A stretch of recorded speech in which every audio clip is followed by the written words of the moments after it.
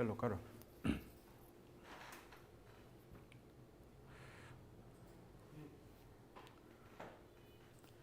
Hello everyone, welcome to Lukmaan IAS. Today we are going to have the Hindu newspaper analysis dated 14th of July 2023. And before I go into discussion for Hindu newspaper, I just want to share something with you. The UPSC has come up with detailed application form 1. So all those candidates who have qualified the UPSC prelims exam of this year 2023, they need to fill their detailed application form before 19th of July this month itself. So if you have not yet filled, make it sure that you fill it. And also, like I have recently assisted some of the candidates who were facing some difficulty in filling the details, like there are some technical details that they are asking. So if you also are facing some of the difficulty, you can reach out to us and we will assist you in filling the detailed application form 1. So let us start the discussion for the day. So today we are going to discuss these articles. So I have included all these articles from the newspaper today, and we are going to discuss each article one by one. So we have included some questions also for the mains exam and many questions for the prelims exam. And today the discussion that we are going to take, it will have the topics from all sections of GS papers, and they will be highly important for the prelims and mains exam. So let us start the discussion. Let us take the first topic for discussion. So this first topic is a very interesting and important topic. It says just a minute. Okay. It says scientists need the oxygen of free speech. So this article is necessarily a kind of debate. It sparks a debate, related to the scientists like who are not participating in social debates. So through this article, we will understand many things associated with this, and this topic is going to be very important for GS paper 3 of the mains exam under science and technology section, and also it is important for GS paper 2 of the mains exam. Okay, so this seems to be a very simple topic, but however it does have certain connotations that are important for the examination. So we will understand about this. Okay, so let us quickly go and understand about this topic. So I have also included the syllabus reference. I mean, from which portion of the syllabus it is important. It is also important for a case study topic of the mains exam under GS paper 4, ethics, integrity and aptitude, because this brings up a case forward. Okay, so you need to understand multiple concepts related to this. So let's start the discussion on this topic. Okay, so it says scientists need the oxygen of free speech. Okay, so this is topic 1.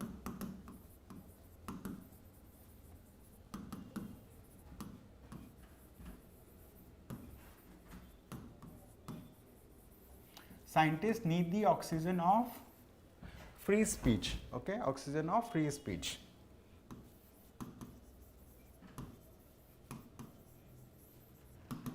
So let us understand this topic in detail. Okay, so quickly I'll be writing some highlights of the topic also for you, so that you can make a note also if you need, right? So basically, this article has been written by an author and who has highlighted about, let's say, some kind of fear among the scientific community in participating in social debates. For example, if I talk about technical institutions, one of the institution that has been referred is Indian Institute of Science, okay, IASC Bangalore. So this Indian Institute of Science is one of the topmost research institute in India. This is one of the topmost and sought after research institute in India, and there are huge number of researchers in this particular institute. Scientists are working over here, but recently what has happened, many of the students, researchers, they wanted to conduct a debate. They wanted to conduct a debate on a topic which is known as UAPA. What is the full form of UAPA? UAPA stands for Unlawful Activities Prevention Act. Okay, Unlawful Activities Prevention Act. UAPA stands for Unlawful Activities Prevention Act. So this Unlawful Activities Prevention Act, this particular act is a kind of, let's say, colonial era legislation, and this Unlawful Activities Prevention Act is there, I mean, like, it is still in place, and the central government of India can use, central government or the state government of India can use this particular act to ban, okay, to ban some organizations, okay, to ban some organizations. Apart from this, they can also use this particular act to arrest an individual, arrest or, let's say, detain an individual without filing a charge sheet, okay, without filing a charge sheet or without charge, okay. Even if the government do not have a charge against an individual, they can use this particular draconian act, this particular act, to arrest an individual, okay. So Unlawful Activities Prevention Act, what is the purpose of this particular act? The purpose of this particular act is to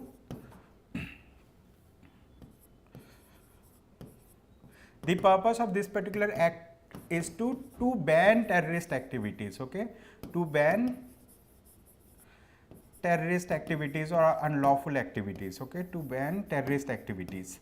So this particular act has been criticized also time and again in India, in different states, and like many a times people are of the opinion that the central government and various state governments are, you know, using this Unlawful Activities Prevention Act for their own benefit. They are using it against all those people who are having some dissenting voices, who are having some, let's say, criticism against the government, okay. So this particular act is also being used against people who are having dissenting, let's say, voices, or let's say who are criticizing the government. So this has been used against individuals, against reporters as well. So some of the scientists, they wanted to participate in a debate in Indian Institute of Technology Bengaluru, IAS, Indian Institute of Science Bengaluru, but these people were not allowed by the administration of Indian Institute of Technology Bengaluru, okay. The administration of that particular institute did not allow a debate to be held, okay, a debate related to Unlawful Activities Prevention Act to be held in IISc Bengaluru. So through this article, the author wants to highlight about a kind of fear factor. The author wants to highlight the kind of fear factor that the scientists do have in them. And the author also highlights like why the administration in Indian Institute of Science did not allow, right, a debate to happen related to UAPA. So basically, if we talk about like all citizens of India, like in India we are citizens, right, me, you, like, and scientists, similarly the social reformers, politicians, everybody is a citizen. So by virtue of being a citizen, we all have rights, and we have equal rights, and we have rights of free, like we do have freedom of speech and expression. You might be knowing we do have freedom of speech and expression, and it is a constitutionally guaranteed right, freedom of speech and expression. So you know, under the Constitution of India, we have Article 19 of the Constitution of India that gives us the freedom of speech and expression, and this article is a part of fundamental right. So it is our fundamental right to have discussion, right? So we can have discussion with our peers, we can have discussion, like, you know, in open forums also, but like this is not this particular right, I mean fundamental right, it is not, let's say, absolute in sense. So fundamental rights are available to us, and they are qualified in nature, means like there are some reasonable restrictions for each fundamental right that we have, right? There are reasonable restrictions. So similarly, the Constitution of India has placed, right, the reasonable restrictions with respect to the freedom of speech and expression, or like, you know, any other fundamental right. So since we do have a right, so similarly the scientists also, like, who wanted to have a discussion related to UAPA, they also have a right related to it.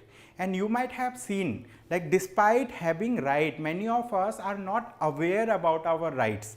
and some of the people are fearful that like the moment we start a discussion, we start a debate that has some criticism against the government can come up with its own wrath against it, means the government can take action against it. Okay, so with that thought process, the management or the administration of Indian Institute of Science Bengaluru, they did not allow the discussion to happen over there.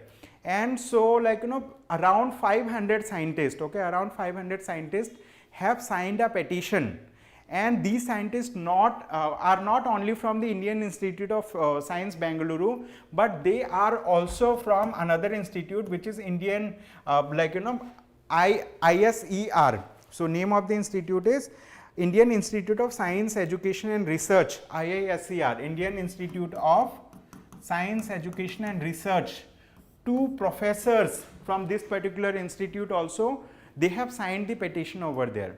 And these two professors from IISER, Indian Institute of Science Education and Research, they have been given notice by their administration, like because they have signed the petition.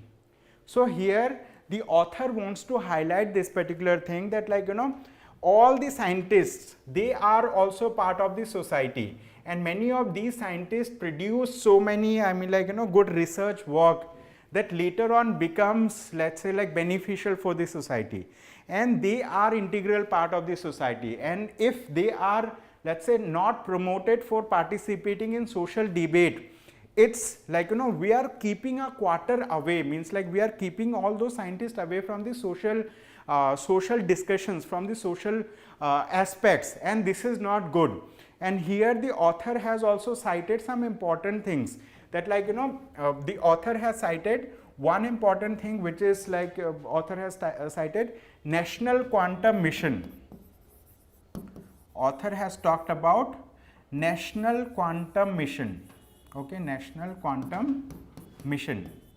So the central government, the government of India, is about to spend rupees 6,000 crore rupees. Okay, it is about to spend 6,000 crore in National Quantum Mission, and soon this particular mission will produce results, and that result will be beneficial for the society at large, and the scientists do have a role to play in the society. Okay, and the author has also cited about like one slogan.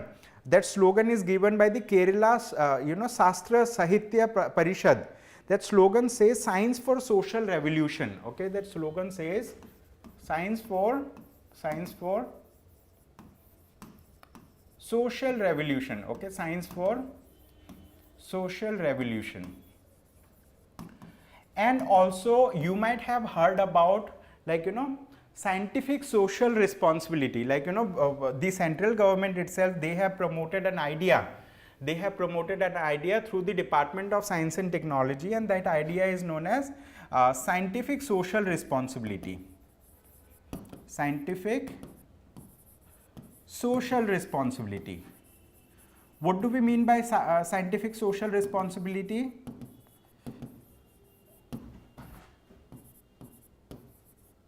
Okay, so let us understand the meaning of scientific social responsibility. Under scientific social responsibility, all the scientists who are working in central government organizations, who are working in, let's say, for example, ISRO, people who are professors, like all scientific people, be they engineers, be they scientists, be they professors, so all of them do have a responsibility towards the society, and because of this responsibility they should reach out to the society. They should, let's say, like generate an awareness among the masses in the society, right, through their work. In the sense, let's say there is a professor in a college, he should reach out to a school, right, and in the school, like he should talk about what scientific revolution is happening, so that like school going children can be encouraged to take up science as a career, right. And scientific social responsibility also talks about that these big institutions like IITs, they also have responsibility of, let's say, building or producing technologies that will be helpful for the common man, They should produce this technology, they should transfer this technology to the common man, so that they can fulfill their scientific social responsibility. It's in the line of corporate social responsibility. In corporate social responsibilities, the corporate people, they help the society in one or other aspect by donating money, by let's say donating money for the purposes of education, for the purposes of health, for the purposes of social welfare. Right. Similarly, scientific social responsibility gives responsibility to the scientists, to the engineers, to the doctors, to the let's say scientific community, that they should generate awareness about scientific field among the school going children, among the villagers, among the let's say people at large, grassroots people at large, so that they are they become aware about the importance of science. So, since scientists do have a responsibility for this, should they not be allowed to participate in social debates? They should be allowed. The Constitution of India guarantees this right to everyone. And here, in this article, the author has mentioned that this institution, Indian Institute of Science, Bengaluru, it did not allow a debate to happen related to Unlawful Activities Prevention Act. Okay, so that's not a good step that was taken by the administration of Indian Institute of Sciences, right? So this article highlights the one of the case study. Case study is there are multiple stakeholders. One of the stakeholder is directly, let's say if we want to count the stakeholder, let's discuss about who are the stakeholders in this case. Who are the stakeholders? The first stakeholder are the scientists who wanted to have the discussion. Second stakeholder is administration, okay, administration of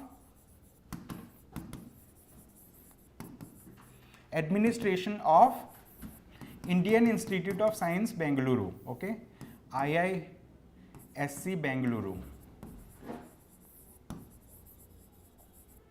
or IISc Bangalore.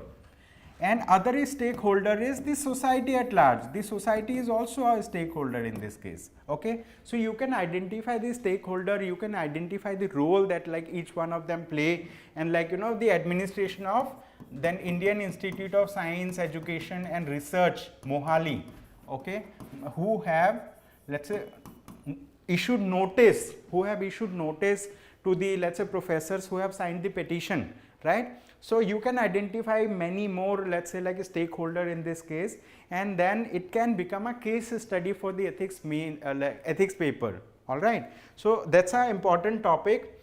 This is an important topic. You need to read this topic to understand, right? Because scientists are also part of the society. We have seen institutes for example JNU, there we do have a let's say culture where students participate in the social debates.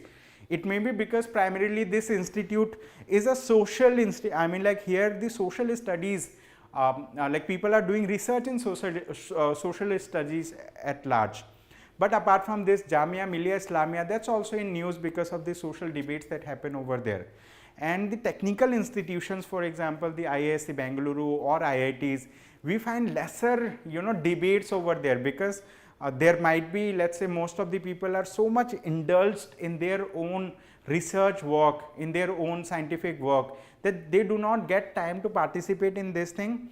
And also, even if they get time to participate in this, they might be having some hidden fears in the nature. Let's say they do not know what action can be taken by the administration of the institute, or what action can be taken by the government against that institute itself. So that hidden fear has to be alleviated. It has to be reduced, and people must be made aware that it is they are equal stakeholders in the society. They do have equal rights to participate in debates and discussions, right? Even if it criticizes the government.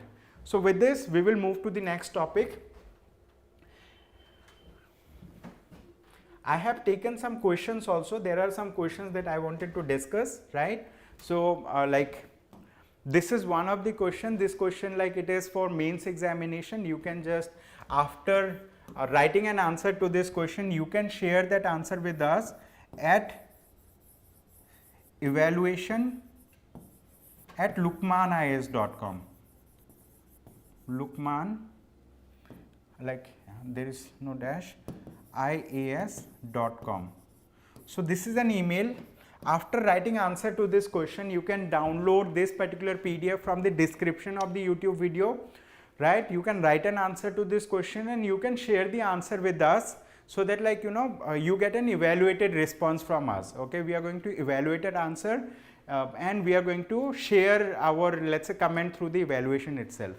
So the question reads, how does freedom of speech and expression contribute to the democratic fabric of India? What limitations or restrictions are placed on freedom of speech and expression? Discuss. Okay, so it's a very simple question. You need to refer to Article 19 of the Constitution of India to understand about the freedom of speech and expression related thing, and also like this reasonable restrictions are also mentioned over there. You can also refer to some case laws on this particular topic to write an answer on this. Okay, so once you write the answer, you share it with us, we are going to evaluate. Apart from this, I have also included some questions for the prelims exam. This is one of the question. This question is related to Unlawful Activities Prevention Act. Okay, Unlawful Activities Prevention Act 1967. So it says, consider the following statements. One of the statements says, the Supreme Court declared a mere membership of a banned organization will be a crime under it. Okay, means let's say there is an organization that has been banned by the government under the Unlawful Activities Prevention Act. If a person joins that particular organization, will that membership become a crime under it? Okay, so one of the statements says the Supreme Court declared this particular thing. Second, under UAPA 2019, the Union government can designate individuals as terrorists without following any formal judicial process.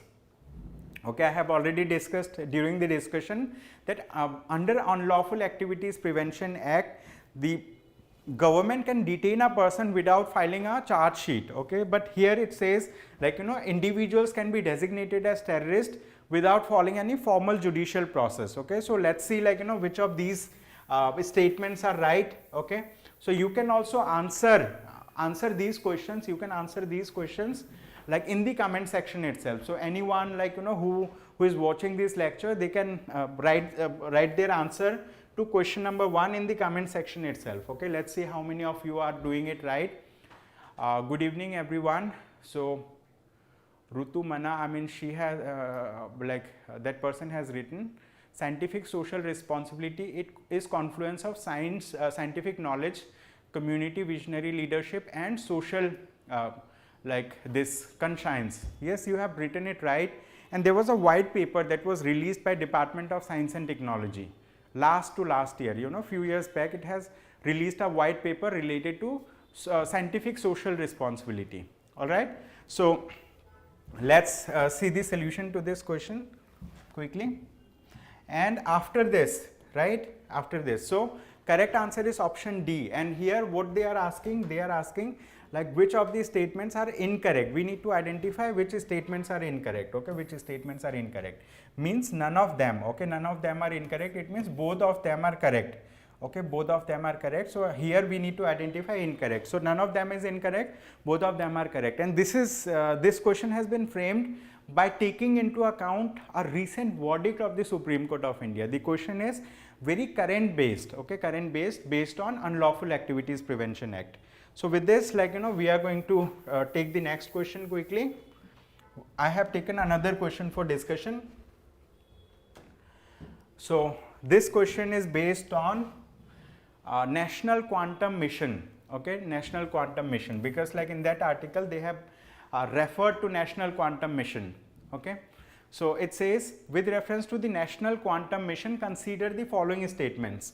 India will be the 7th country to have a dedicated quantum mission. This is one statement. Second says it will be implemented by the Department of Scientific and Industrial Research. Okay, many of you might have heard about this particular department, Department of Scientific and Industrial Research, but this is also a department under the government of India. This is in existence. Okay, in this question the thing is like, you know, statement 2 is incorrect, statement 1 is correct. So correct answer we need to identify correct. Okay, we need to identify the correct answer. So that will be option A. Okay, option A will be the right answer in this thing. It says India will be the 7th country to have a dedicated quantum mission. Okay, so India is going to be the 7th country to have a dedicated quantum mission. First statement is right, second statement is wrong. So instead of Department of Scientific and Industrial Research, this will be Department of Science and Technology. Okay, Department of Science and Technology, which is also known as DST, under the Ministry of Science and Technology. Okay, so Department of Science and Technology is going to implement this particular thing. Okay, so the Ministry of Science and Technology, Department of Science and Technology will implement this National Quantum Mission. You need to learn about National Quantum Mission and it's, let's say, like, you know, what this mission wants to achieve, because this was a recent mission that the government of India has announced. You need to understand about objectives of this mission. You need to understand about which organization of the government is going to implement this mission. So it will be implemented by Department of Science and Technology. And other things related to National Quantum Mission, you can read, like, you know, through the slide. You can download this PDF. You can read the detailed explanation from the PDF itself. It will be uploaded in the, it may have been uploaded by now, in the description section itself. Okay. So with this, like, we'll take another topic for discussion quickly. So this topic says an unacceptable verdict in the constitutional sense. Okay, an unacceptable verdict in the constitutional sense. So let me give you a brief reference to this article, what this article wants to say. Basically, like, you know, this article has been written by a lawyer of the Supreme Court of India, and this lawyer has criticized about a judgment that was recently, you know, given by Allahabad High Court. Okay, Allahabad High Court has recently given a judgment related to live-in relationships. So we are going to discuss about this topic in detail, because it will be a very important topic. So the name of the topic is, this is topic number 2. It says an unacceptable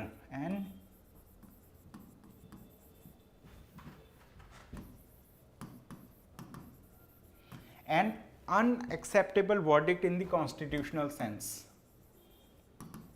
Verdict in the constitutional sense. In the constitutional sense. So basically, as I discussed, that this article has been written by a lawyer of the Supreme Court of India, and that lawyer has talked about live-in relationships. Okay, that lawyer has talked about live-in relationships. And recently what has happened, the Allahabad High Court has given a judgment. Okay, Allahabad High Court, okay, I am writing HC, Allahabad High Court has given a verdict. Okay, it has given a verdict with reference to live-in relationship. And the verdict of the Allahabad High Court, according to this Supreme Court lawyer, okay, according to the Supreme Court of lawyer, this particular verdict, okay, so I'm going to write about this verdict in detail. So according to this Supreme Court lawyer, he says that this verdict is, like, you know, not is not at par, or it does not follow. It does not follow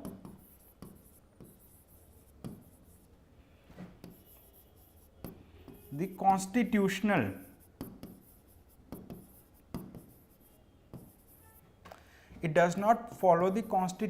principles. This is one thing that the author says, that this particular verdict of the Allahabad High Court does not follow the constitutional principles. Apart from this, the author also mentions that, like, you know, this verdict is highly, I mean, this particular verdict is highly orthodox in nature. Orthodox in nature. Orthodox means this particular verdict actually follows what, let's say, religious, what personal religious law says. Okay, what personal religious law says. laws say. Apart from this, the author also says that this particular verdict does not follow, it does not follow the precedents, it does not follow the precedents that was set, okay, follow the precedents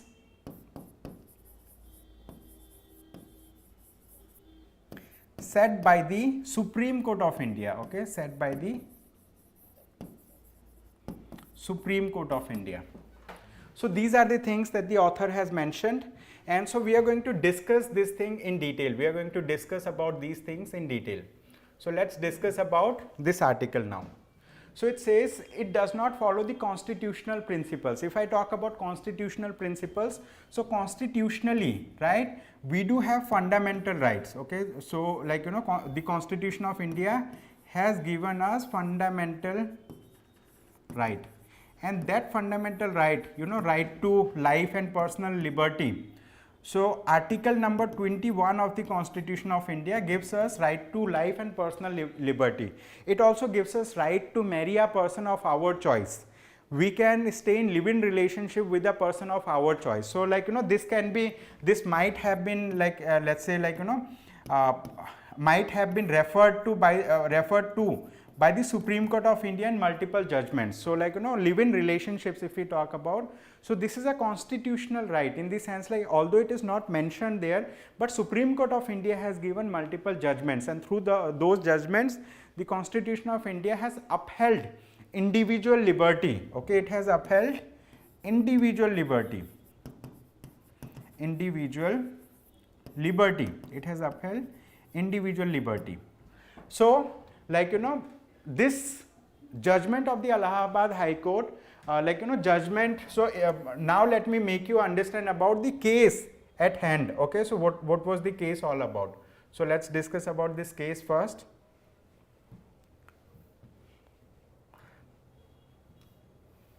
Okay, so the case was, there was a couple, okay, there was a couple, and that couple in the sense they were staying in live-in relationship, okay, they were staying in live-in relationship, where? In the state of UP. And here if I talk about the male person, that male person was from Muslim community. The female was from Hindu religious belief, okay, she had Hindu religious belief, and these two people were staying in live-in relationship in the state of Uttar Pradesh, and they have approached the court, okay, they have approached the Allahabad High Court seeking protection from the police, okay, they were seeking protection from the police itself, in the sense like police personals were harassing these people, so they were seeking, like, you know, protection from the police harassment, okay. So they were seeking protection from the police harassment, okay, protection from police harassment.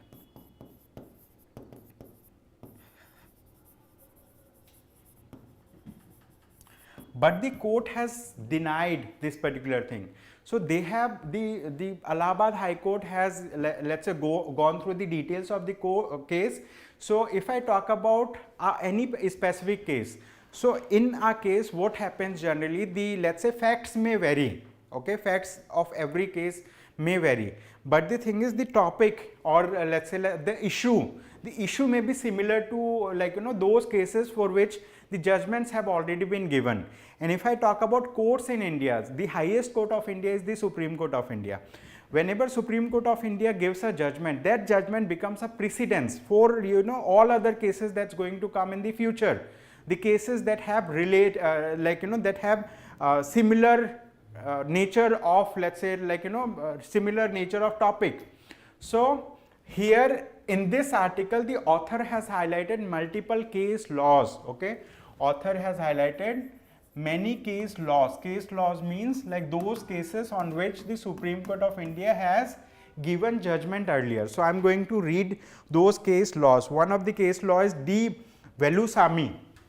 Okay, one of the case law is D. Velusamy. So this case law belongs to 2010. Okay, D. Velusamy 2010. Then another case. Okay, another case is this, like, Indra Sharma. Indra Sharma 2013. Then apart from this, like, in the newspaper itself it is mentioned, Dhanu Lal 2015. Dhanu Lal 2015. These case laws are important because, like, if you are writing an answer for the mains exam, if you are able to cite these case laws or, like, any other case laws for that question, so that brings some kind of, let's say, like, quality in the answer, and, like, you may tend to get, like, half marks or 1 mark, etc. So these case laws, Supreme Court have given verdict in live-in relationships through these case laws, and they said, like, these case laws were not intended to. Basically, the Allahabad High Court has gone through, like, cited these case laws of the Supreme Court of India, and they have, let's say, interpreted these case laws differently. They have interpreted and they said, like, these case laws do not promote live-in relationships. But the author over here, he cites, I mean, like, a different perspective altogether. The author says that apart from this, like, the author says that the Allahabad High Court have also talked about Muslim personal law, wherein in live-in relationships, the extramarital affairs, okay, extramarital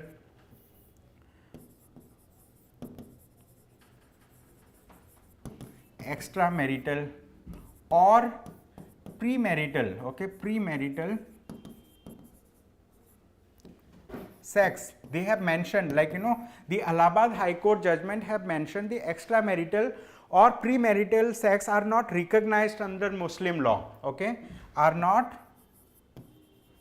recognized under Muslim law, recognized under Muslim law. So this is one of the things that the Allahabad High Court has said. So Allahabad High Court is taking a stand of, let's say, like, personal laws, and the author is saying that the courts should take the stand of constitutional laws, like, it should not it should take the stand of constitutional laws. And so that's why the author says that the judgment of the Allahabad High Court is orthodox in nature, okay, it is orthodox in nature, it gives orthodox views from personal laws, okay, it gives orthodox views from personal laws. And also the author has cited one important case law, and that case law, name of that case law is Joseph Shine versus Union of India, okay, that case law is Joseph Shine versus Union of India. So this case law belongs to 2018, and in that case law, the Supreme Court of India has decriminalized the adultery, okay. It has, the Supreme Court of India, what it has done, it has decriminalized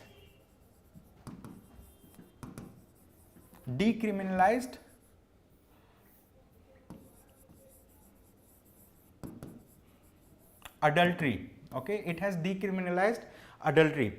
And so this adultery was defined under section 497 of the IPC, okay, adultery was defined under section 497 of the Indian Penal Code. So let's understand about what do we mean by adultery. Basically, adultery means when a married couple, okay, let's say there is a married couple, in the married couple there is a husband and, like, it has a wife, the married couple, husband and wife. If this wife of the married couple, if she let's say, like, enters into some sexual relationship with someone else, some other male person, okay, sexual relationship with some other male person, so that is known as adultery, okay, that is known as adultery. And in this Joseph Shine versus Union of India case, the Supreme Court of India has given a verdict where it has decriminalized adultery, means like, you know, it is not a criminal offense according to the Supreme Court of India under this particular judgment. Okay, it has decriminalized. Earlier it was a criminal offense under section 497 of the Indian Penal Code. Okay, under section 497 of the Indian Penal Code, it was considered as a criminal offense, but Supreme Court of India has decriminalized. So this author has also mentioned about it. Apart from this, the author has given many other case laws. For example, Lata Singh, the court directed police authorities to throughout the country to see it that any adult undergoing any caste or inter-religious marriage is not harassed by anyone. Okay, so there is a case law which is known as Lata Singh 2016. So Lata Singh case, I mean like in the Lata Singh case 2016, okay, Lata Singh case 2016, the Supreme Court of India has directed all the police authorities in the country to see that, like, you know, the couple who are doing inter-faith marriage or let's say inter-caste marriage, they should not be harassed. Okay, so this Lata Singh is a very important case law, and like, you know, in the recent verdict of the Allahabad High Court, they did not uphold the provision of this particular case. I mean, like, you know, they did not adhere to the precedence that was set by the Supreme Court of India through the Lata Singh case. Apart from this, the author has also mentioned as Khushbu versus Kanyamal and other, the Supreme Court held, while it is true that mainstream view of our society is that sexual contact should take place only between marital partners, there is no statutory offense that takes place when adults willingly engage in sexual relationship outside the marital setting. Okay, so Supreme Court of India was very liberal in, let's say, interpreting these things, and at the same time the Supreme Court of India has upheld individual liberty of the live-in partners. Okay, but the author is saying that Allahabad High Court was not able to, like, you know, it did not let's say give a good verdict in the sense, like, you know, it like he says it is an unacceptable verdict in the constitutional sense. Okay, the author says that it is an unacceptable verdict in the constitutional sense. So you need to read this article, you need to remember all the case laws. I can mention these case laws over here, but, like, you know, just download the PDF, and from there you go through these case laws and note it down, because if a question is asked, it can be asked in as part of Indian society GS paper 1, it can be asked as GS paper 2 topic as well. Okay, so that's an important topic. So with this we will move to the next topic quickly. This topic is again very important. This topic is important for GS paper 3 of the mains exam. And remember that, like, you know, you need to keep reading the newspaper on a regular basis, because regular reading will make you understand how, I mean, like, things are connected with one another. To build that connection in mind, you need to be regular in reading it. Okay, and also attend these discussions on a regular basis so that, like, you stay updated with the things. We are continuously improving our discussions, we are continuously improving our the Hindu newspaper analysis discussions by including new topics. Today we have included many questions for the prelims exam, many topics for PT pointers also. Okay, so let's discuss about this topic quickly. It says work in progress. The 50th GST Council lifts the fog on many areas, execution holds the key. Okay, so recently the GST Council has met, right, and they have met after a long time. You might be knowing that GST Council have been given the constitutional let's say recognition, means, like, you know, like it is mentioned in the constitution itself. Okay, so this is a constitutional thing. The GST Council, they have met and, like, you know, they have decided about the GST rate of many things. GST rate, they have decided about the GST rate of online gaming. So they have decided the online gaming thing at 28% GST. And, like, you know, for movie tickets also, let's say, like, many of you may be going to movie to watch movie. So, like, when we book ticket, right, for booking ticket, I guess the GST rate is 18%, like in the ticket. But if you are not booking meal along with the ticket, if you are purchasing the meal differently, I mean separately in the movie halls, you may have to pay only 5% GST. So that's also a thing that was discussed. So like, we will not go into item by item thing. What we are going to do, we are going to solve a question related to this GST Council. And in this question, it's in this topic itself, they have talked about they have talked about the Constitution of Appellate Tribunal, okay, Constitution of Appellate Tribunal. For example, the GST Council takes decision, and people at large, if they have some let's say grievances against the GST Council decisions, so appellate tribunals have been created, and various state governments have proposed that there should be 50 such tribunal benches, okay, there should be 50 tribunal benches.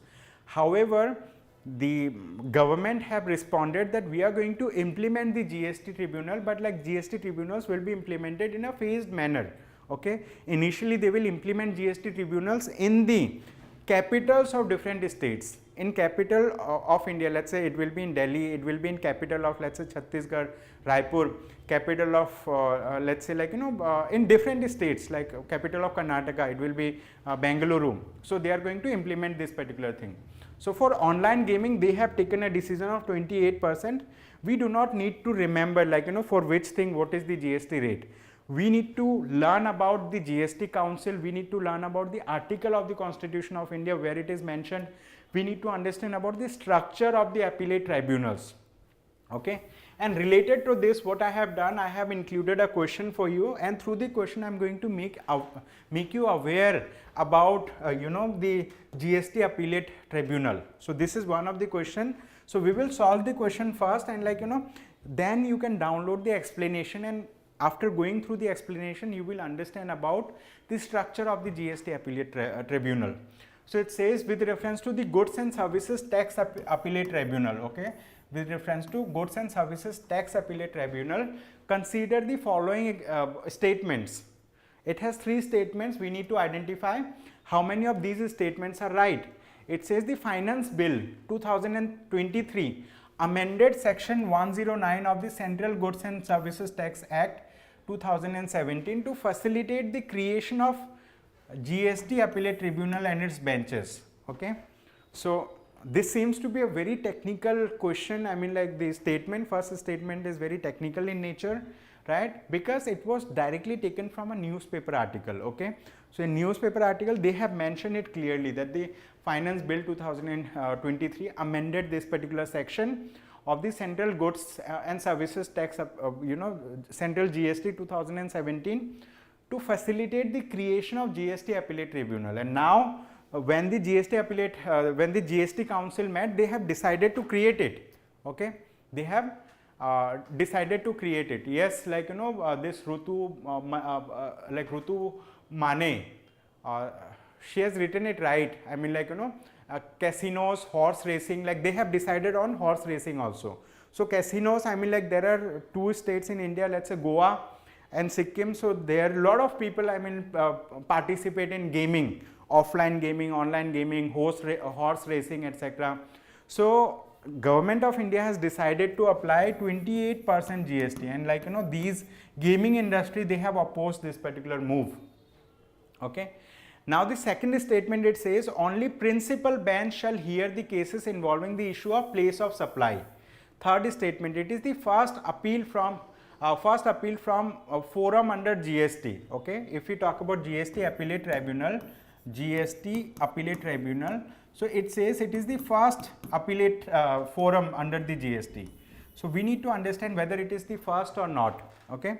So this is this is the second appellate tribunal, okay. So this is the second forum under GST for this particular thing. So if we talk about this question, the statement 1 is right, statement 2 is right, statement 3 is incorrect, okay. Means only 2 of these statements are right, okay. We need to identify how many of these statements are right. It says the Finance Bill 2023 amended section 109 of the Central Goods and Services Tax Act to facilitate creation of GST Appellate Tribunal. So the Finance Bill of 2023 has approved the creation of GST tribunal. Second, only principal bench shall hear the cases involving issue of place of supply. Okay, so place of supply, place of, let's say, like, where the goods will be transported. Okay, so related to this, the first two statements are right, the third statement is wrong. Okay, so today I'm explaining also these statements, and also you can download the PDF and go through it to understand, like, the solution related to this. So you can download, you can learn the technicalities associated with this. So let's now take another topic quickly. This topic is also very important. It says reflective pause. Okay, reflective pause. So this topic is related to international groupings. You might be knowing that North Atlantic Treaty Organization is in news nowadays. Okay, North Atlantic Treaty Organization. Rutu Mane has asked a question, sir, what is the advantage of putting up 28% GST rates on online gaming? Okay, so basically the government of India wants to let's say, like, increase its source of revenue. Okay, one of the sources of revenue for the government of India is through taxation through like indirect taxation through GST. So if it has more avenues for, let's say, applying tax, so government of India wants to apply tax over there, because like government of India wants to have more receivables for itself, so that like it can utilize this fund for welfare purposes or other purposes. Okay, so government has something to receive and something to spend on. For something to receive, one of the sources is the GST, goods and services tax. So online gaming, it is happening, right? It is happening. People are betting money in online gaming. You might have also heard about online gaming a lot. Initially, government of India was thinking of regulating the online gaming. So they have come up with some kind of notification also related to that.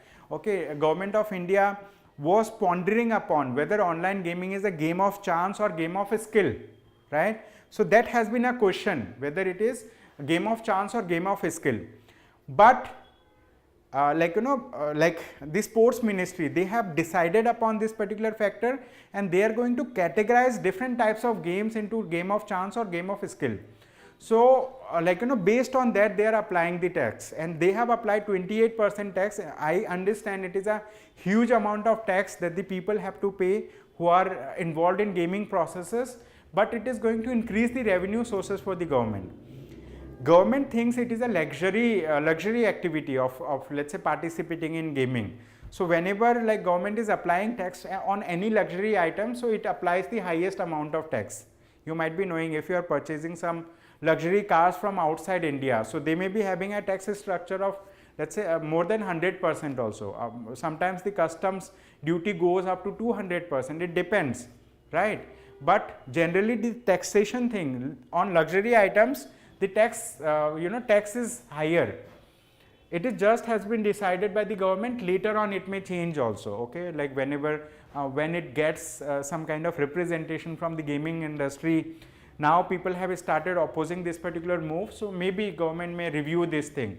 And in that article, they have also mentioned that government of India has reviewed the, let's say, the tax structure for the movie tickets and the food items in the movie halls, etc. So that was the thing. Now let's discuss about this topic. This topic is important. Why? Because it is related to North Atlantic Treaty Organization. This organization has been in news for a long time. We have discussed about this particular organization in detail earlier also. So we are going to discuss about it once more, right? Quickly. So name of this topic is reflective pause. Topic number 4.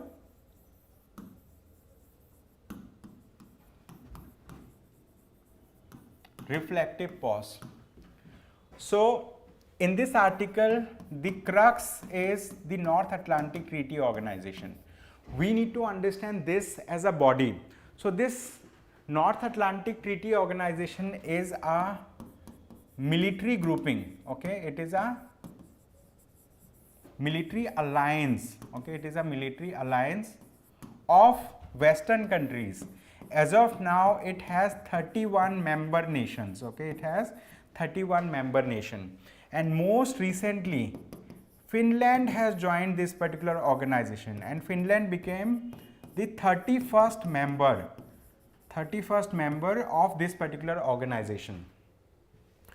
And this particular organization came into being after signing a treaty which is also known as the Washington Treaty.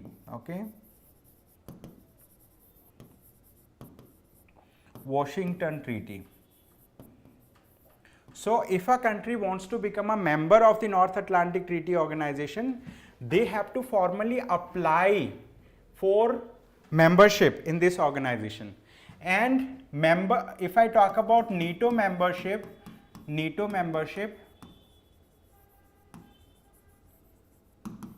it has a two-step process. What? It has a two-step process. It has a two-step process. And recently, I mean, like 2 more countries are willing to join it. One of the country is Sweden, and the second country is Ukraine. These 2 countries wants to join North Atlantic Treaty Organization. Sweden has already completed its first step of joining this NATO membership. Second step would be like, ratification by the existing member countries. All the existing member countries have to ratify the accession of Sweden, for NATO membership. Once all these countries ratify it, Sweden will become a member of it. Now, why Ukraine is seeking membership of NATO? Because Ukraine wants to save itself from Russia, and Russia has, let's say, like, waged a war with Ukraine, and like it has been more than 1 year. It's been about, let's say, 15 to 16 months now that particular war between Ukraine and Russia is happening. Although the war that they are fighting is conventional in nature, they are not using nuclear weapons. Ukraine is not a nuclear capable country now, you might be knowing. Earlier, Ukraine was a nuclear capable country, but under an agreement, it has given up all its nuclear arsenals, right? Now, Russia is a nuclear capable country, and Russia is threatening all other countries who are willing or thinking or supporting Ukraine. Since Russia is a nuclear capable country, so other countries are fearful of, let's say, entering into this war between Ukraine and Russia. Ukraine wants membership of NATO because North Atlantic Treaty Organization, this North Atlantic Treaty Organization has a clause which is known as Article 5. This Article 5 of the Washington Treaty, or the treaty that has formed the North Atlantic Treaty Organization. This Article 5 talks about collective security. It talks about collective security. What do we mean by collective security? Collective security, the clause on collective security, it says an attack on any one of us or a threat of attack on any one of us will be considered as an attack on all of us or threat of attack on all of us, and in that case we are going to retaliate against the common enemy, right, together. So they are going to retaliate against the common enemy together.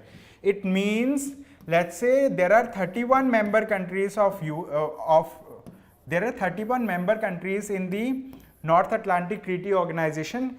If one of the member country faces a threat, in that case all the member countries of NATO, they are going to participate in the war together. They are going to help the common friend to fight against the common enemy. All right. So that's why Ukraine wants to become a member of NATO, so that like these NATO members can together retaliate, can together fight against Russia. But since the war is already going on between Russia and Ukraine, right, and NATO membership does have some procedure to follow, and those procedure also talks about, like, whether a country that is willing to join NATO, whether that country is democratic in nature or not, whether that country is sovereign or not, whether that country is capable of taking its decision itself. But at this point of time, the Ukraine is it's under war. It does not fulfill some of the criteria. Okay, it does not fulfill some of the criteria that is mentioned under Washington Treaty. And apart from this, and if Ukraine has to fulfill the two-step process, it's going to take years for Ukraine. And if one of the member of NATO, let's say, opposes the joining of Ukraine into NATO, so Ukraine will not be allowed to join, because the decision in NATO is taken on a consensus basis. Okay, they are going to take decision on a consensus basis. Okay, consensus means all the members have to agree to the for allowing a country to join. Okay, so they take the decision on a consensus basis. But what NATO has done, NATO has waived off one of this two-step process. It has already waived off one step for NATO, for Ukraine, that we have waived off one step. But for the other step to be followed, I mean many procedure is to be followed, and the NATO was not able to add Ukraine into itself. Okay, because let's say there are lack of consensus among the members. There can be many reasons. Okay, so recently the president of Ukraine, Volodymyr Zelensky, what he has done, he has participated in the alliance discussion, in the NATO, let's say, alliance discussion, and there he has showcased his displeasure, against the NATO membership, displeasure of not having yet been able to join the NATO membership. And the NATO countries, I mean although they are willing to assist NATO, although they are willing to assist Ukraine, but at this point of time, in the middle of ongoing war, they are not able to assist this. But at the same time, the United States of America has given his word, United States of America, USA President Joe Biden has given word to the Ukrainian president that they are going to support Ukraine in the war that is happening. So this article is related to that. This is known as reflective pause. Okay, so yesterday or day before yesterday, I have already included a question on this topic. Okay, I have already included a question on that topic, so you can watch our previous Hindu lectures also to solve those questions related to NATO, because today it's just let's say continuation of the thing that is happening related to NATO. I hope you might have understood this thing. Okay, so there are many other things also with reference to North Atlantic Treaty Organization. So we are going to discuss about that maybe in future discussions that are going to happen. So good evening. Sakshi has joined. Good evening to her. Article 5 that states that an attack on one member is an attack on all members. Right, you have written it right. So now this is another topic. It says India's third moon mission, all set to be launched today. So this the Hindu newspaper came early in the morning, and I have already told on 11th of July that ISRO is going to launch Chandrayaan 3 mission on Friday 14th of July. So today is Friday 14th of July at 2:35 p.m. today. ISRO has launched the Chandrayaan mission, and that Chandrayaan mission launch activity was a successful activity. So it was successfully launched by ISRO. Okay, this was successfully launched by ISRO. So this is the third moon mission. Okay, so earlier we had Chandrayaan mission 1, then we had Chandrayaan mission 2 in 2019. That 2019 mission was a semi-successful mission, because we were not able to accomplish all the targets from the Chandrayaan 2 mission, but we have met some of the objectives right through that mission. So to fulfill the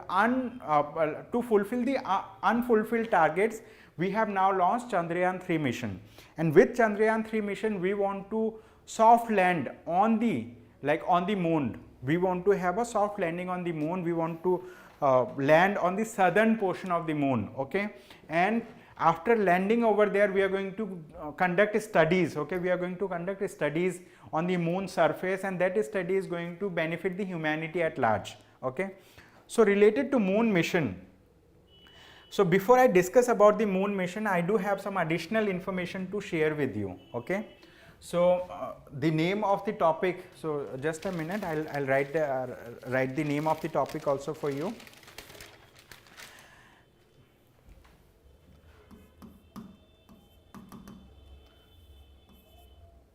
let's say it's topic 5. India's third moon mission all set to be.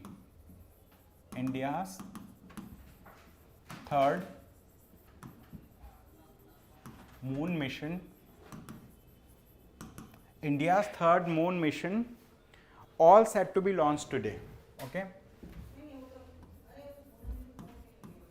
All set to be launched today. So we are going to discuss about this thing. So this mission is known as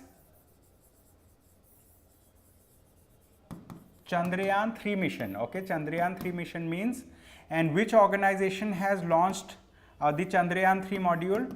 This was launched by Indian Space Research Organization. Okay, this Chandrayaan-3 mission was launched by Indian Space Research Organization, and this particular organization, what it has done, it has launched the Chandrayaan-3 mission using using a vehicle. Name of that vehicle is LVM-3 launch vehicle. Okay, this is known as LVM-3. It is known as launch vehicle Mark 3. Okay, launch vehicle Mark 3. And so far, launch vehicle Mark 3 is the heaviest satellite launch vehicle of Indian Space Research Organization. Okay, launch vehicle Mark 3 is the heaviest. Okay, heaviest, or it is the most powerful, I can say most powerful space launch vehicle. Okay, most powerful launch vehicle of ISRO. LMV-3 is the most powerful launch vehicle of ISRO, and using this launch vehicle Mark 3, they have already launched many such rockets. Okay, so earlier this was known as Geosynchronous Satellite Launch Vehicle, GSLV Mark 3. Okay, so they have just renamed it. It is now known as Launch Vehicle Mark 3 by ISRO. And so we are going to discuss about some technical details also, that's going to help you to solve some questions related to prelims. If I talk about Chandrayaan mission 3, what they are going to do, they are going to place, they are going to place the satellite through an elliptic parking orbit. Okay, name of an orbit is known as elliptic parking orbit. Okay, name of the orbit is known as elliptic parking orbit, EPO. So let's understand what do we mean by EPO. Okay, let's say this is let's say the Earth, around Earth, let's say this is there, this is an orbit, right? And from this orbit, what they are going to do,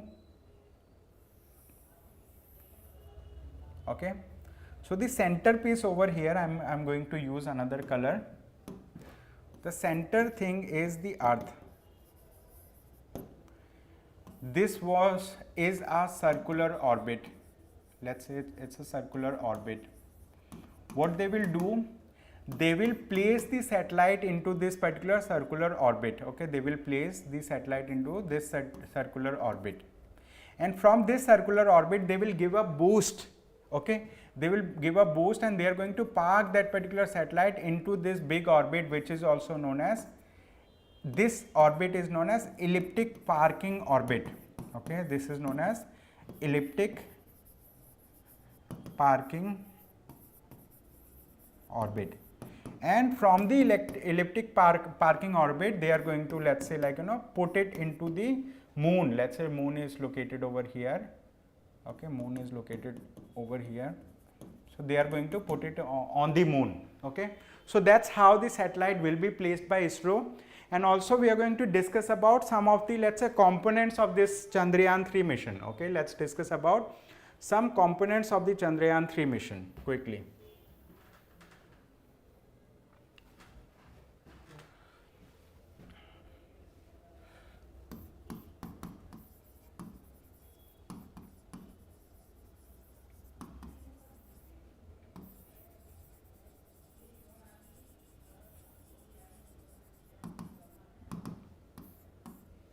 So we are going to discuss about the components of Chandrayaan-3. So it has 3 components. Name of the components I am going to write for you. Okay. One of the component is known as propulsion module. Okay. One of the component is known as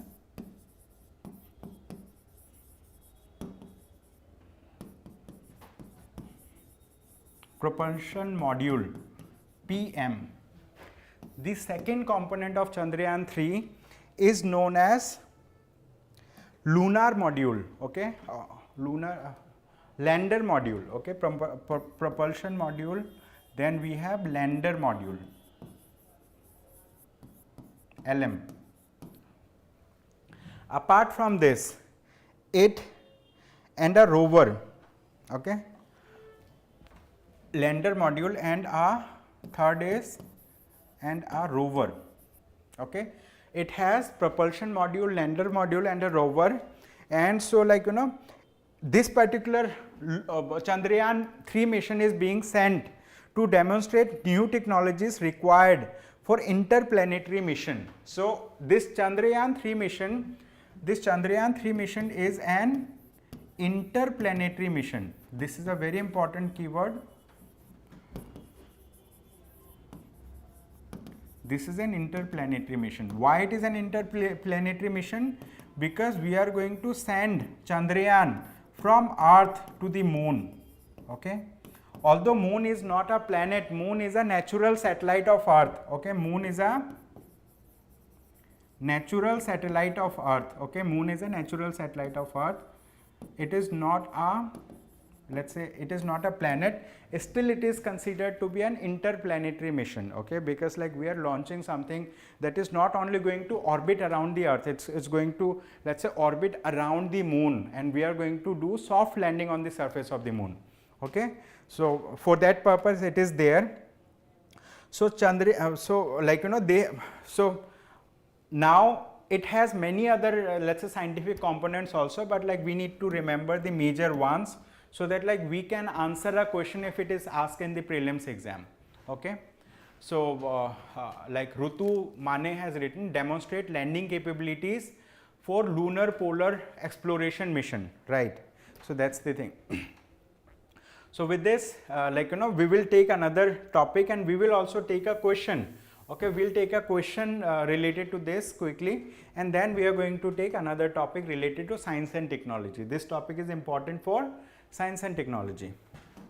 So let's solve this question, very simple question for you.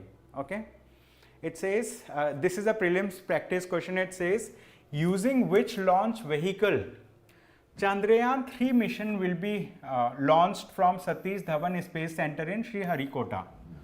So in this question they have just asked about which launch vehicle will be used. I have just discussed about it.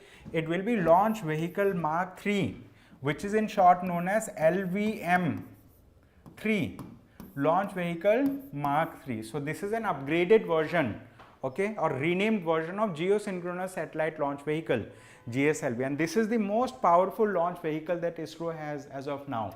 So using this launch vehicle they are going to launch the Chandrayaan mission. Okay, they have already launched the Chandrayaan-3 mission, right? So today many of you may have seen the spectacular view of the launching activity of the Chandrayaan-3 mission.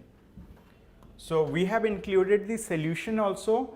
You can read the solution to understand some more technical details related to Chandrayaan-3 mission. In your free time, you just download the PDF and go through it. Apart from this, we have another topic for you. This is also science and technology related topic. We will be quick in solving this, in understanding this topic. Basically, VSSC, you need to undertake system checkouts ahead of Chandrayaan-3 launch.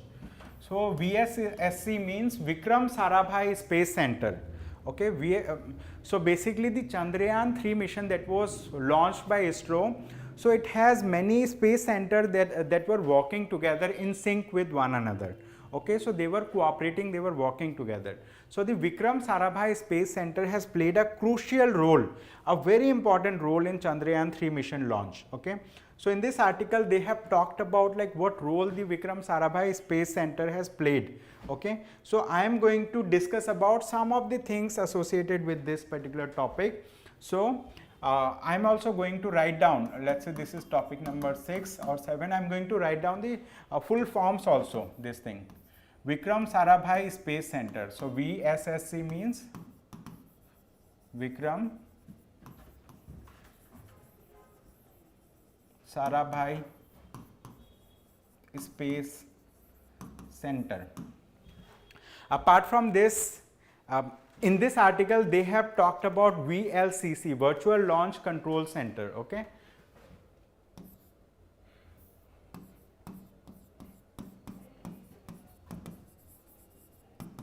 Virtual Launch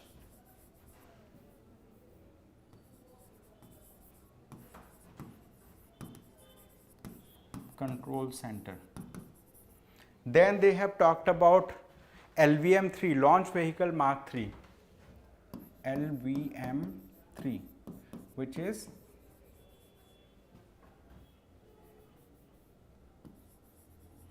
Launch Vehicle Mark 3. So the Vikram Sarabhai Space Center, which is located in Sriharikota, okay, it is located in Sriharikota, it has played a very important role for the launch of Chandrayaan mission. What it has done, it has looked into the Virtual Launch Control Center. So when the Chandrayaan-3 mission was launched, you might have if you have gone through the video of Indian Space Research Organization, if you have gone through the launch video of ISRO, so initially they have showcased in the video the actual launch of the Chandrayaan-3, Chandrayaan-3 mission. But after some time they have started showing the virtual launch thing, because it was beyond visible range after attaining certain things, so it was beyond visible range from the camera. So that they have done simulation activity there in virtual launch, through Virtual Launch Control Center. They have done simulation activity.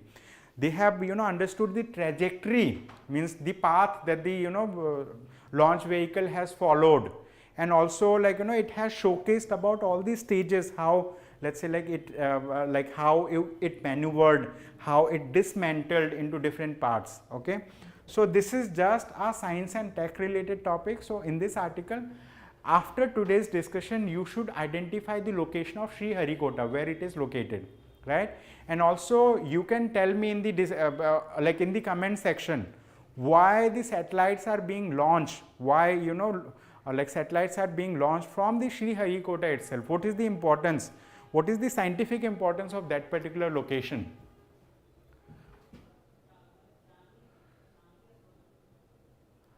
Yes, we are going to upload this thing, PDF of the lecture in the description of the YouTube video. It may have been uploaded. I have already told the IT team to upload it, but if it gets delayed, so I'll get it uploaded today itself, just after the discussion.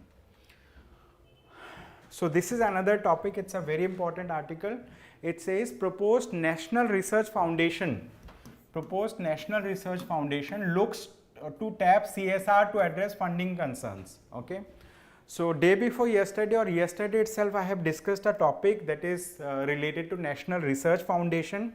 Okay, so this topic is related to that one. Okay, let's say this is topic number 7. So this topic is related to National Research Foundation. Okay, National Research Foundation, NRF. So name of the topic is Proposed National Research Foundation looks to tap CSR to address funding concerns. Okay, so this is a proposed research foundation, and the government of India wants to establish the National Research Foundation. So the cabinet has already approved the creation of this particular thing. A bill will be tabled in the Parliament of India, right? bill will be tabled in the Parliament of India for the creation of National Research Foundation, right? And this National Research Foundation, like, if I talk about NRF, what will be the objectives of NRF? Okay, if I talk about what will be the objectives of NRF, once NRF is created, this NRF will facilitate, okay, it will facilitate research and developmental activities in India, okay, research and developmental activities in India. And this particular organization, it's going to bring together, okay, this organization will bring together the government, the private sector, and the academia. Academia means the research and development institutes, okay, research and development institutes. So this body, I mean, like, this body will be created in line with the United States of America also has a, National Science Foundation. They have a National Science Foundation. So this is being implemented in tune with the developed nations. Many developed countries also have, similar scientific institutions there. So in India, we want to establish National Research Foundation. It's going to facilitate research and developmental activities in India. There will be participation of the government, there will be participation of the private sector, there will be participation of R&D institutions and academia. And for, let's say, functioning, for making this body function, the government of India is going to, let's say, have a corpus of 50,000 crore rupees, okay, 50,000 crore rupees.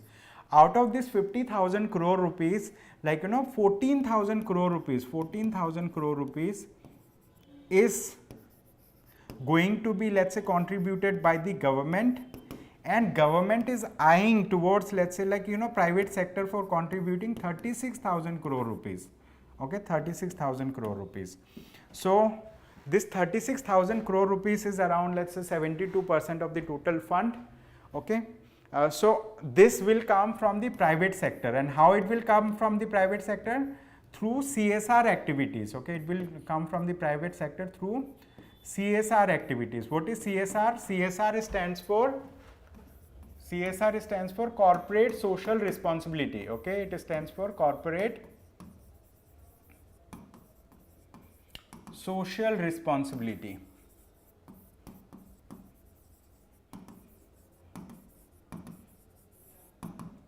Okay, so many of you might be knowing that, in India we have a Companies Act, okay, we have a Companies Act 2013. That Companies Act 2013 mandates certain profit making entities, okay, profit making companies, and these profit making companies are, let's say, they are from the government sector. These are the government sector profit making companies, they are known as public sector undertakings, okay. These profit making companies, who are going to contribute to the CSR. So I'm just going to write it again, profit making companies, okay. So these profit making companies, they are government entities also, they are private entities also. If I talk about examples of government entities, these examples are Maharatna companies, for example, Indian Oil Corporation Limited, National Thermal Power Corporation Limited, okay. Maharatna examples are NTPC, okay, Maharatna, just a minute. So they are Maharatna, NTPC, ONGC, etc. There are many such Maharatna companies. Then Government of India has Mini Ratna companies, okay, Mini Ratna companies. Then it also has, okay, Maharatna, Navratna, okay. Second category is Navratna, third category is Mini Ratna, okay.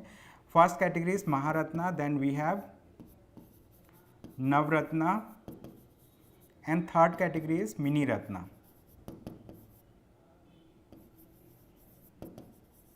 And if I talk about private companies, there are many private companies. For example, Wipro, then there is TCS, there is HCL, there is Hindustan Unilever Limited. There are many such private companies. These are corporates.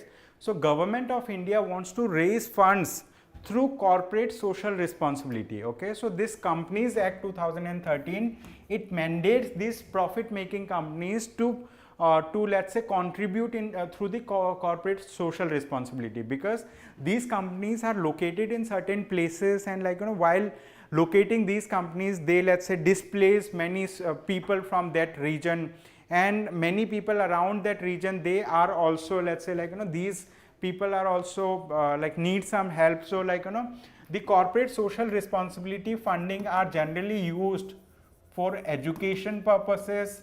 They are used for let's say health related aspects. They are used for health related aspects. They are used for let's say clothing purposes, for poor vulnerable section, and this is used for environmental purposes, for cleaning the environment. These are the corporate social responsibility fund are used for n number of purposes, and government of India wants to raise funds for creation of national research foundation through the corporate social responsibility. And so what you need to do, you need to visit the Companies Act, you need to learn about corporate social responsibility, you need to learn about like which companies have to contribute what percent of their total profit. Some companies have to let's say give 2% of their total profit, some companies have to give 1.5%, 1% of their total profit, right, towards corporate social responsibility. You need to learn about it in your free time, so that you learn this topic holistically. So this National Research Foundation is a body that will be created by the government very soon, okay, and they want to let's say invest 50,000 crore rupees. 36% of the funding will come from the government sector itself, that will be 14,000 crore, and remaining amount 36,000 crore will come from the private players, private entity. Okay, so there are certain concerns also related to this. You need to read that article to learn more about it. So this is the last topic for the day. This topic is related to, and before I take this topic, I will go through the comments that have been written. Scientific stature for global arena, scientific dominance, okay, R&D in water, life, Big Bang, etc. Navratna companies, Maharatna companies, Mini Ratna companies, right? So these are categories of public sector undertakings, profit making public sector undertakings of the government of India. Okay, so now this is the last topic for the day. It says top US Chinese diplomats meet at ASEAN talks. Okay, you might be knowing ASEAN stands for Association of Southeast Asian Nations. Okay, ASEAN stands for Association of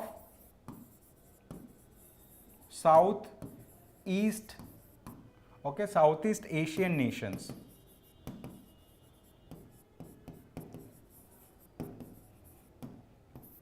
In short, it is known as ASEAN, Association of Southeast Asian Nation. Why I have taken this article? Because this article talks about a very important organization, Association of Southeast Asian Nation.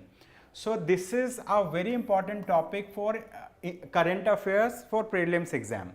So can anyone tell me, is India a member of Association of Southeast Asian Nations, ASEAN? Is India a member of it?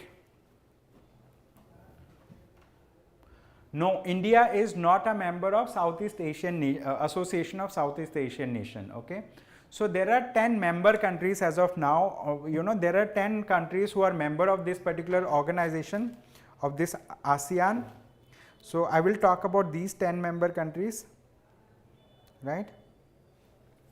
I'll write down the name of these ASEAN member countries. Why? Because like that will help you to solve questions related to it. Okay, so this is topic number 8.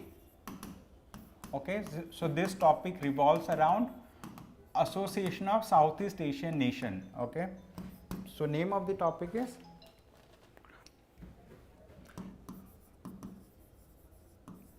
Association of Southeast Asian Nations. Asian nations. Okay, this is ASEAN. So ASEAN as of now has 10 member countries. I'm just going to write these names. India is not a member of it, and this name is going these names is going to be helpful. Okay, one of the member countries Brunei. Then second member country of this thing, Cambodia. Okay, Cambodia. Third is Indonesia. Okay, fourth, okay, Indonesia. Then we have Lao PDR.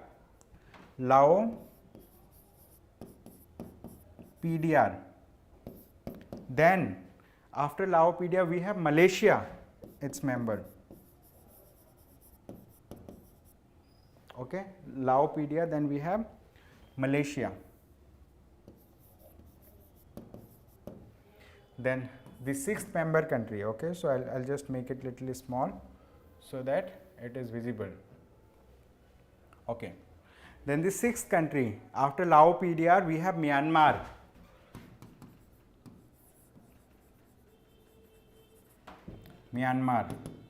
Then the seventh country is Philippines.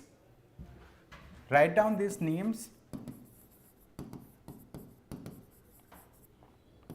Eighth country, okay, Philippines. Then Singapore, Thailand. Okay, then Singapore,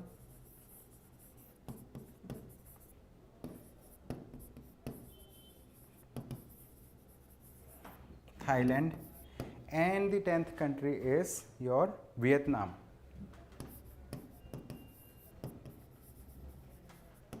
So these are member countries of Association of Southeast Asian Nations. Okay, I have written it down for your purpose.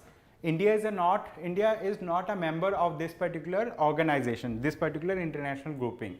So if I talk about why this topic was there, because recently the US and Chinese officials, they have met, right, at the Southeast Asian Nation Forum, and they have exchanged some of the words among themselves, and after meeting, they have discussed some of the things among themselves. However, that China and USA are anti to one another in many aspects, but these are two of the largest economies in the world. They have met over there, and they have exchanged some of the things, but there was no fight between the members. Okay, so this is related to that thing. It's just a current affair, but the important crux is you need to understand about Association of Southeast Asian Nation. So that's all for now. Thank you so much everyone for attending this lecture, and I hope you have a good day ahead. Thank you. Thank you so much. Good evening, and I hope you have a good day ahead. Thank you.